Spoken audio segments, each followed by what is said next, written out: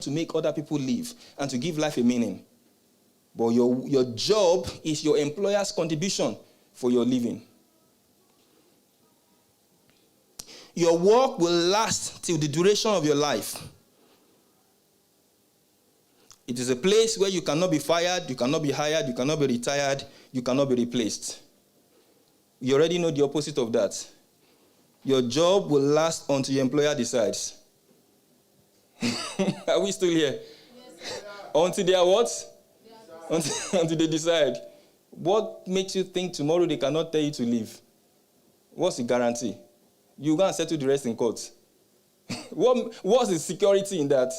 That by tomorrow, something will not happen. Policy, legislation, whatever it is, that will just change the way you are working currently, and you are no longer fit for that work or for that job.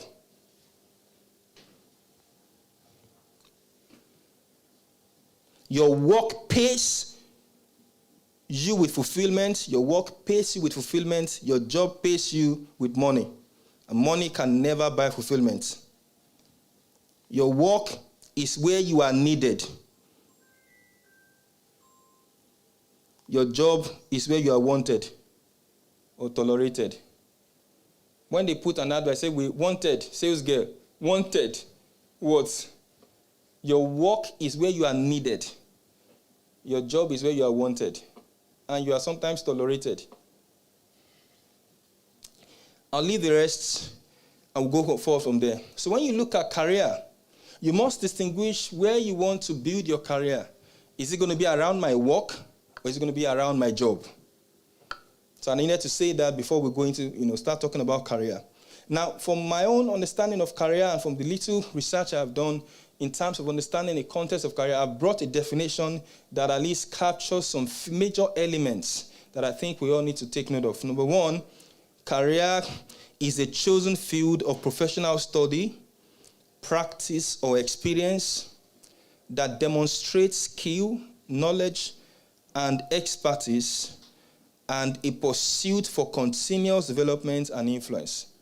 Let me tell you something. Some of the things I'm sharing with you this morning, you will never hear it anywhere in the world because they are intended for you by the Spirit of God, and He wants us to. So don't think that, when you look at career management, people will say a lot of things, but this one is best spoke. That's why I'm asking to pay attention. I'll say it again, career is a chosen field of professional study, a professional practice, or experience that demonstrates skill, knowledge, or expertise, and a pursuit for continuous development and influence.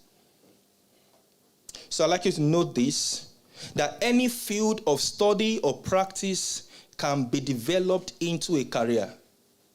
Any field of study, of practice, or experience can be developed into a career, including babysitting. So career is not only when you wear suit and tie. Career is not only when you are employed by it. In fact, I always wanted to be a lawyer. Inside of me, deep down inside, I knew I was created, if I was going to do anything, to be a lawyer. So, my dad, at those years, and my parents, and the way the economy was set at the time, if you're not a science student, you're not brilliant.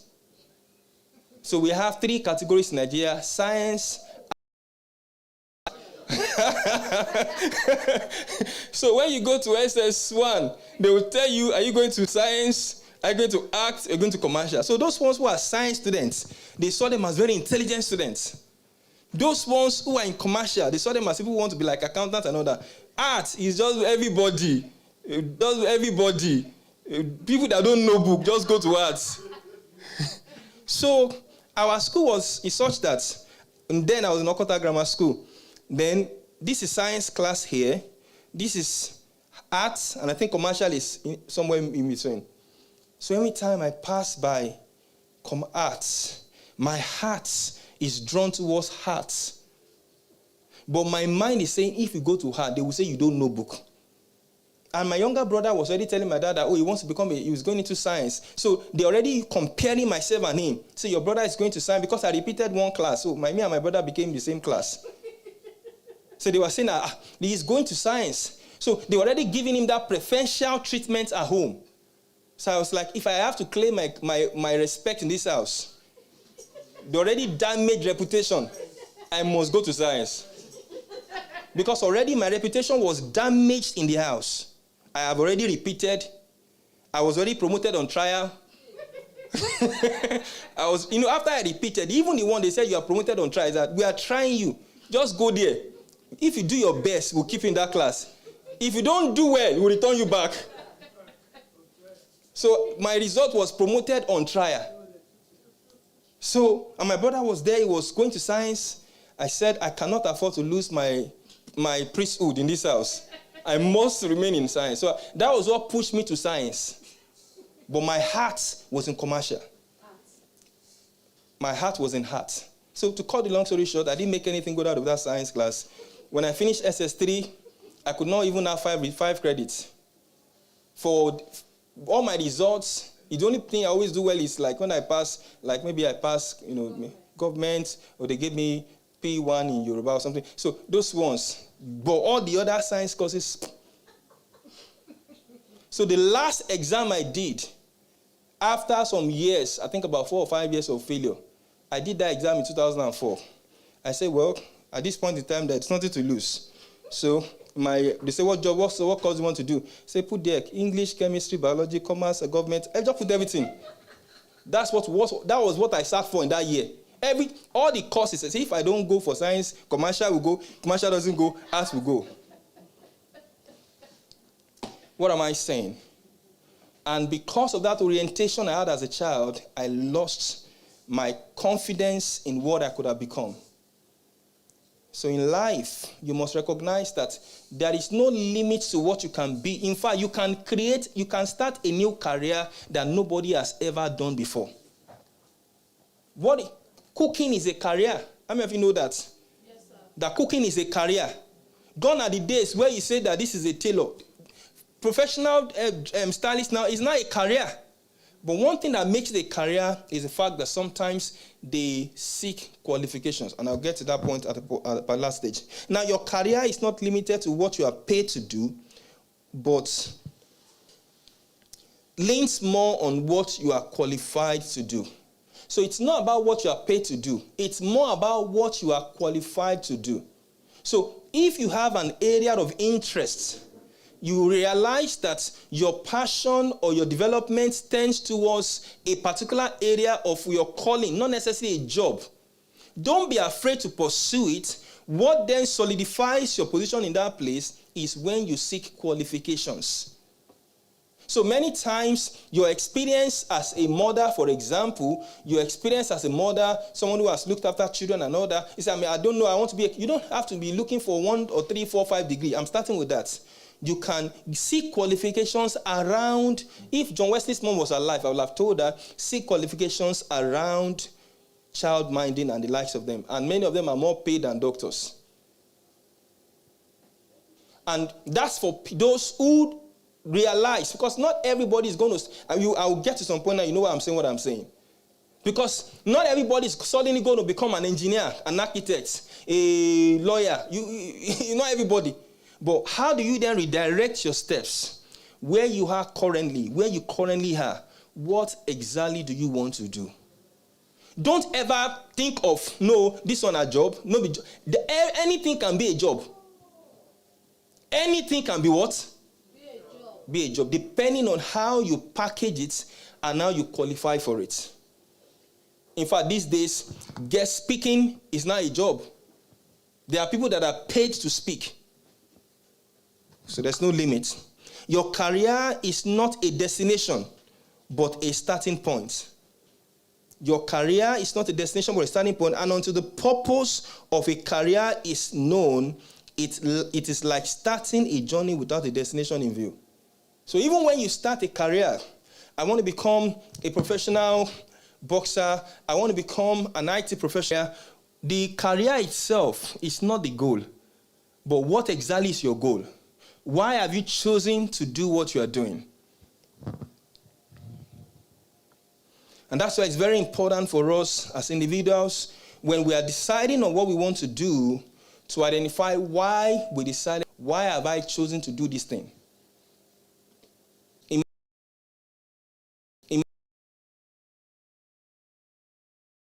If your purpose is in alignment with God's plan for your life, that's when your career becomes very, very interesting.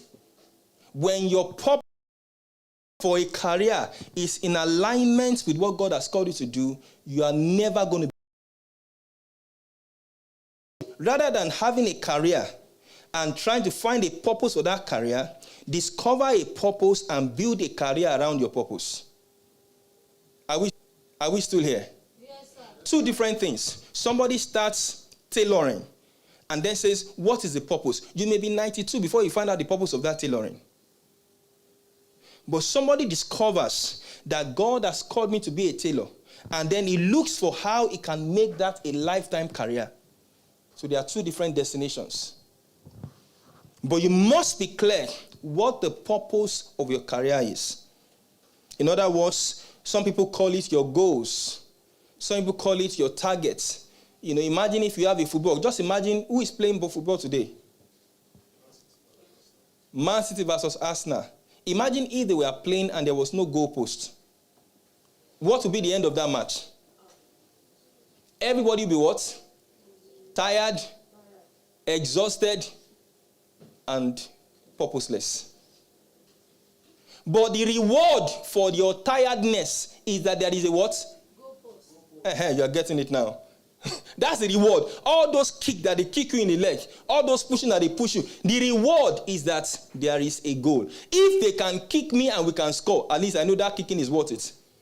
But if there is no goal, if anybody kicks you, you turn it into a fight. You see?